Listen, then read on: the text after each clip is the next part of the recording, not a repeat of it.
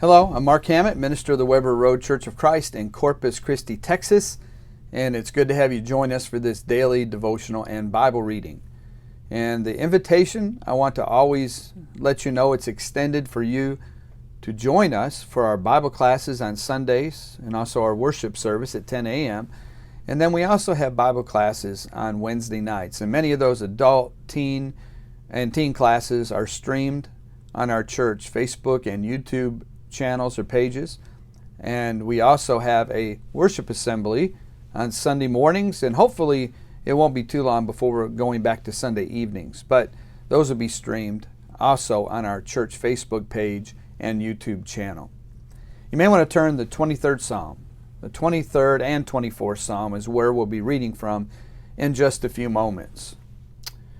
Many of you may have heard the story about what became obvious on September 11, 2001. It was obvious that United Flight 93 had been hijacked by terrorists, and they actually planned to crash the plane into some important structure, the passengers thought. Well, Todd Beamer told the airphone operator, Lisa Jefferson was her name, "I don't think we're going to get out of this thing." He said, "I'm going to have to go out on faith." And so Beamer recited the Lord's Prayer with the operator, and according to a Newsweek article, The Real Story of Flight 93, when they finished praying, Beamer added, "Jesus, help me." And then Beamer and his fellow passengers prayed a prayer that has comforted millions down through the centuries, a prayer that David wrote in a time of great anguish in his life. "The Lord is my shepherd, I shall not want. Yea, though I walk through the valley of the shadow of death, I will fear no evil." And then the famous last words from Beamer were, "Are you guys ready? Let's roll." Well, Todd Beamer was a national hero, and he seems, from all accounts, to have led the charge to subdue the terrorists in the cockpit.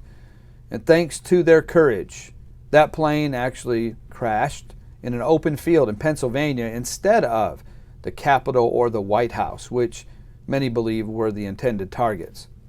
You know how interesting that a contemporary hero of today drew strength from a psalm of one of the Bible's greatest heroes, King David. What I'd like to do at this time is read from Psalm 24, Psalm 23, and Psalm 24 together. Starting in Psalm 23 from the English Standard Version. "The Lord is my shepherd, I shall not want. He makes me lie down in green pastures. He leads me beside still waters. He restores my soul. He leads me in paths of righteousness for His name's sake. And even though I walk through the valley of the shadow of death, I will fear no evil, for you are with me. Your rod and your staff, they comfort me. You prepare a table before me in the presence of my enemies. You anoint my head with oil. My cup overflows. Surely goodness and mercy shall follow me all the days of my life, and I will dwell in the house of the Lord forever." Psalm 24. "The earth is the Lord's and the fullness thereof, the world and those who dwell therein. For He has founded it upon the seas and established it upon the rivers. Who shall ascend the hill of the Lord? Who shall stand in His holy place? Who has clean hands and a pure heart? Who does not lift up his soul to what is false and does not swear deceitfully? He will receive blessing from the Lord and righteousness from the God of his salvation. Such is the generation of those who seek Him, who seek the face of God, of the God of Jacob. Lift up your heads, O gates, and be lifted up, O ancient doors, that the King of glory may come in." Who is the King of glory? The Lord, strong and mighty, the Lord, mighty in battle.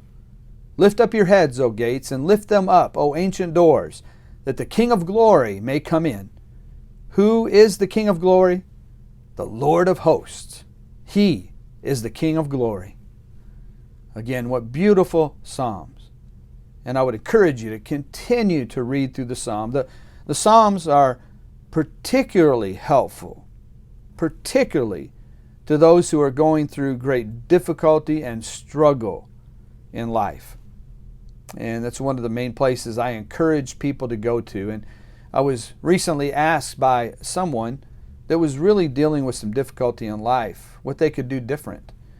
And they seemed to be reading the Bible and praying to God. And I encouraged them to not only read the Bible, but also write down perhaps those verses or passages in a journal or on paper that particularly hit you very strong. And then you can go back and read those again to be encouraged by them and comforted by them once again. But that's a good way not only to read Scripture, but also to internalize it and also allow it to encourage and comfort you as God intended. Continue to read, continue to pray to God. Be courageous, and may the Lord bless you richly as you seek to follow His will.